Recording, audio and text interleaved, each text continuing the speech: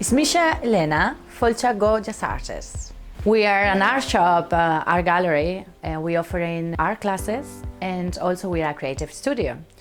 We designed and hand-print our original printworks and also a huge range of postcards, greeting cards, and also tote bags. We had introduced the Irish language in our business and also in our own designs. So since we joined the Gradam Awards, all the Gradam team has been very helpful to provide us with very good resources to be able to design and offer in all these new products in Irish. Alan is Dom.